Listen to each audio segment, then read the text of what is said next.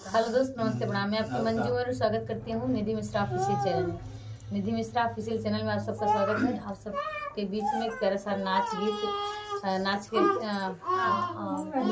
निधि बहुत साथ दे रहे हैं।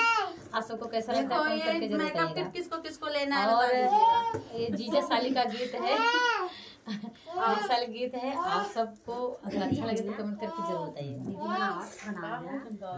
कर दो मुकदमादारी, नहीं छूटे जीजा से यारी। कर दो मुकदमादारी, नहीं छूटे जीजा से यारी। जीजा से यारी हो, जीजा से यारी, जीजा से यारी हो, जीजा से यारी।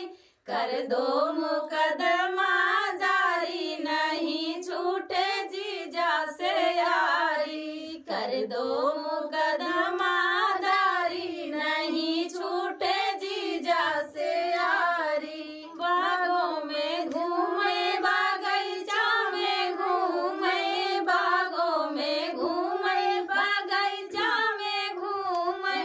नेबुला पे घूमे छोटी साली, नहीं छूटे जीजा से यारी। नेबुला पे घूमे छोटी साली, नहीं छूटे जीजा से यारी। कर दो मुकदमा जारी, नहीं छूटे जीजा से यारी। कुआना पे घूमे, जगतिया पे घूमे, कुआना पे घूमे, जगतिया पे घूमे, जगतिया पे घूमे, जगतिया पे घूमे। जगतऊ पे घूमे छोटी साली, नहीं छूटे जीजा से यारी। जगतऊ पे घूमे छोटी साली, नहीं छूटे जीजा से यारी। कर दो मुकदमा जारी, नहीं छूटे जीजा से यारी। कर दो मुकदमा जारी, नहीं छूटे जीजा से यारी। महलों पे घूमे, दो महलों पे घूमे, महलों पे घूमे, दो महलों पे घूमे, दो महलों पे घूमे, दो महलों पे घूमे।